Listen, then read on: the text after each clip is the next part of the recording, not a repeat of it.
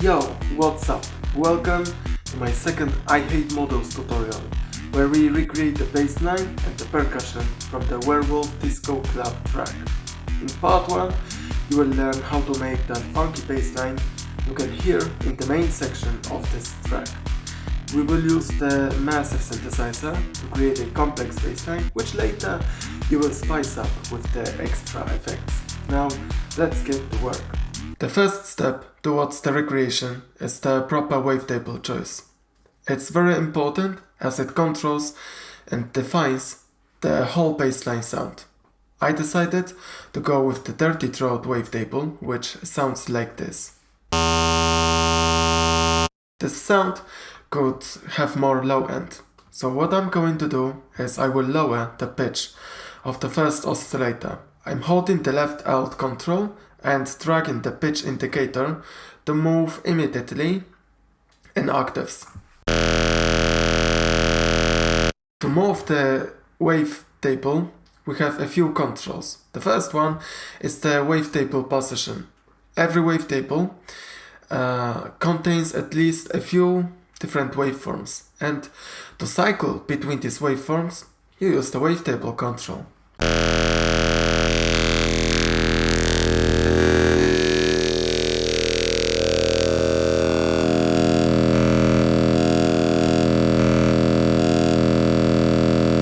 Another way to control the wavetable is the warping section, which works along with the intensity control. I will reach out to the warping section and change the warping mode to band plus.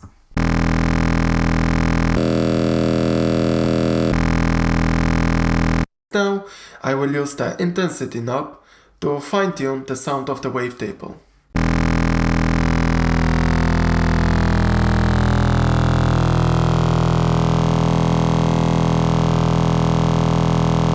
The last control is the amplitude control, which defines the volume of the oscillator. We will bring this a bit down as later we are going to modulate this parameter. Talking about modulations, the first thing we want to modulate is the pitch. I'm going to use the 5th LFO working in a performer mode. The performer is a kind of a sequencer where you use the predefined shapes. I'm going to drag the LFO tile towards the modulation slot. We have to select the modulation range to control the pitch.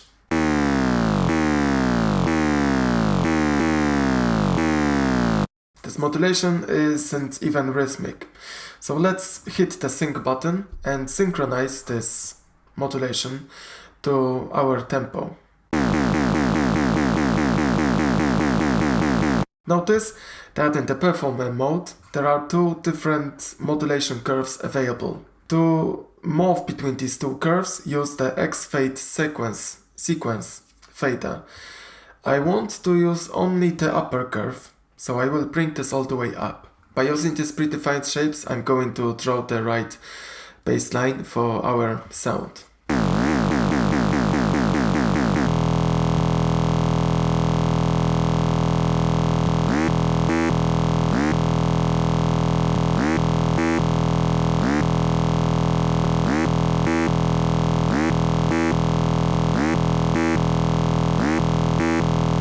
The second parameter which will be modulated is the amplitude of the first oscillator.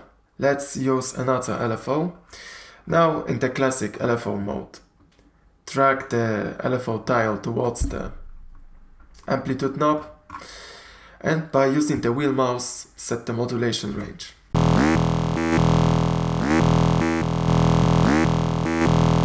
As with the pitch modulation, we would like to synchronize this LFO.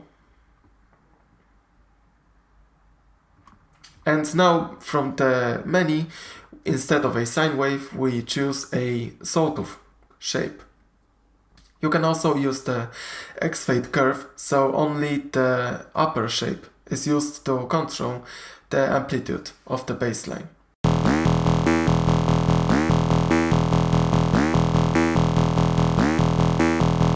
It's time to use a filter. Let's route the whole output of the first oscillator towards the first filter, and we will pick a low-pass filter. Massive has a few types of a low-pass filters. The upper ones are the most classic ones.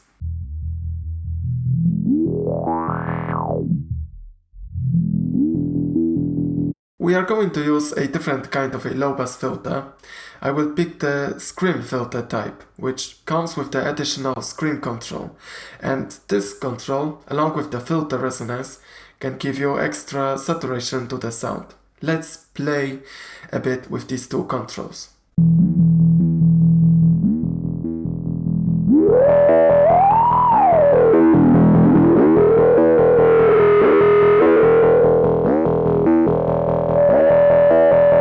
For sure, our bassline doesn't need this much of a resonance coming from the filter.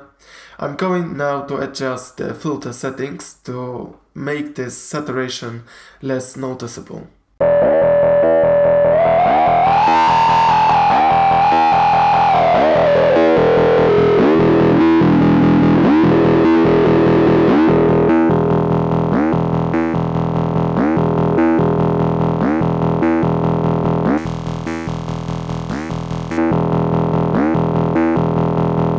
And now we can use the 6th LFO with a sawtooth curve to modulate the cutoff frequency of this filter.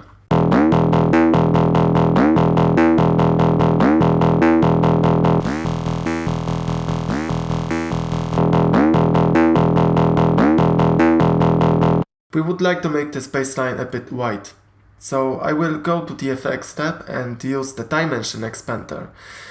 This is a combination of a delay and chorus. The size parameter dictates the amount of the chorus and delay applied to the signal, where the dry wet knob is quite self-explanatory. It blends the unprocessed signal with the processed one.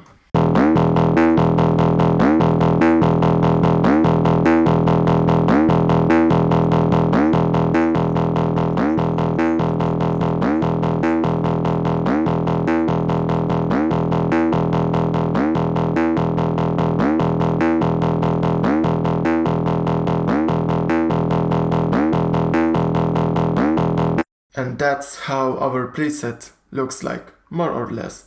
If you spend some time to fine-tune the settings, you could end up with such a bassline. Now we are going to use extra effects on this bassline. Enjoying the video so far? Make sure to like it, and if you don't want to miss my future tutorials, subscribe to my channel.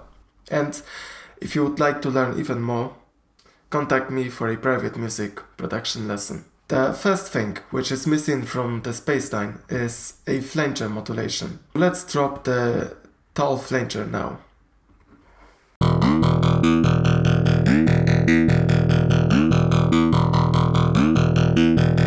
The flanger also has to be synchronized with the tempo, so I will hit the sync button and select a proper tempo.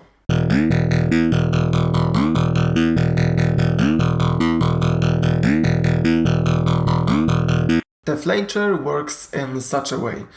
It takes an original signal, it copies it and delays it by a very small amount of milliseconds. And this delay time is later modulated with the LFO, so that's why there's that kind of sweep going on. To extend the modulation range of that delay time, we can use the depth knob.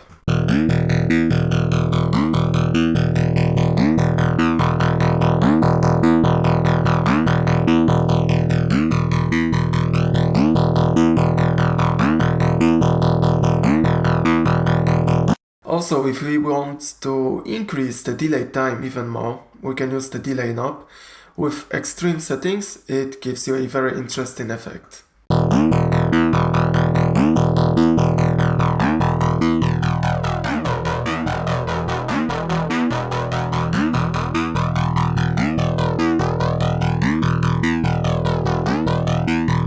To control the width of the bassline, use the width knob.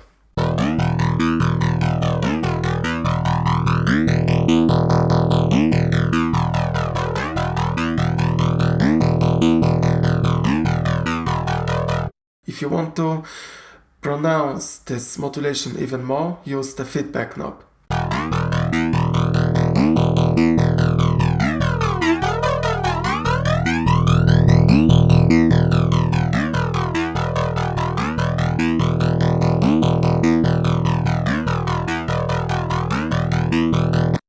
To control the proportion between the processed and unprocessed signal, use the triwet knob.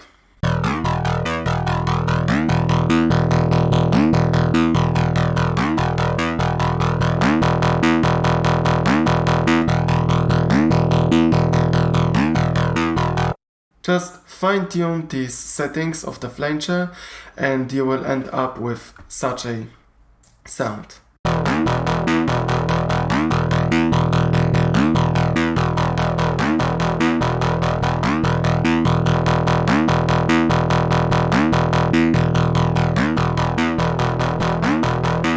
To make this bass sound more exciting, we should use some saturation or distortion.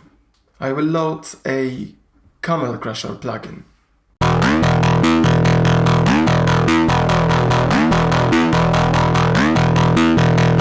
I will turn off the compressor for now and focus on the distortion section, where we have two knobs which define the amount of distortion. There's a tube excitation and a Mach distortion which gives you a much harsher sound.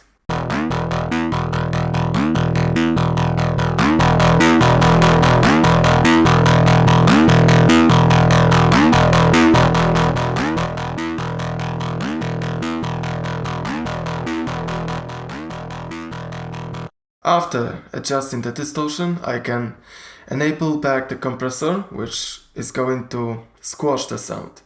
If we use lots of compression, especially when the fat mode is turned on, we are going to soft clip the sound, which is going to give you another layer of distortion.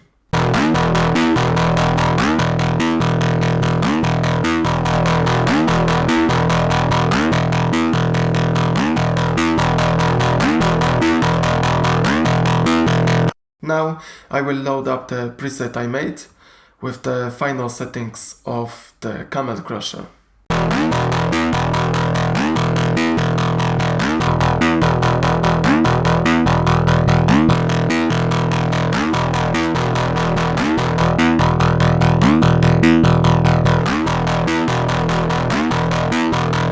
As you can see in the master section, I use the volume knob to reduce the volume of the output signal.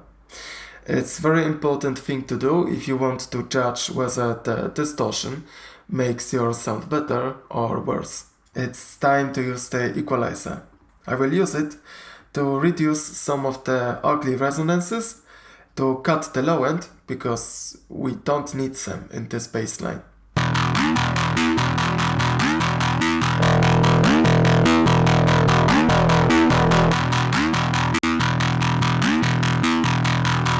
The second equalizer is going to influence the relation between the high and lower frequencies.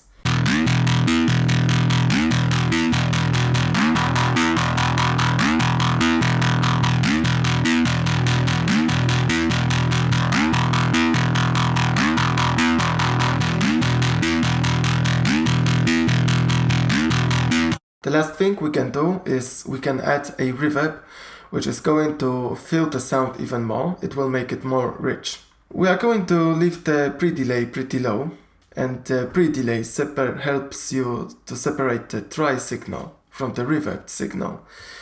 The reverb time is going to be set short because we don't want to create a mess. We want to have a short reverb for such a sound. The color can be set to neutral to make this effect more transparent. I'm going to lower this triwet knob to around 20 milliseconds %.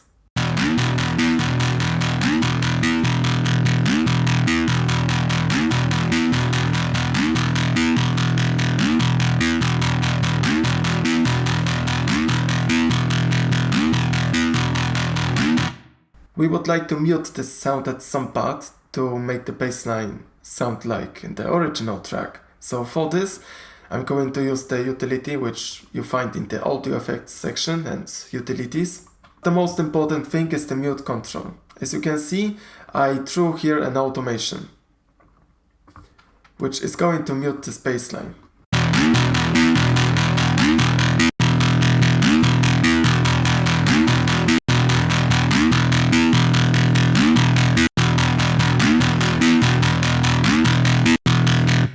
In the end, to control the stereo width of the bass, I'm using a second utility where I use the width knob to tell the bass how wide or narrow it has to be.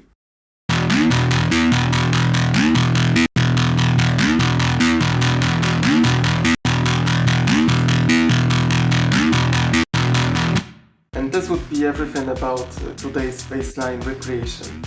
If you like this video, please hit the thumbs up and make use of the comments section either to give me your feedback or to suggest me another tutorial idea. If you don't want to miss my future videos, just subscribe to my channel.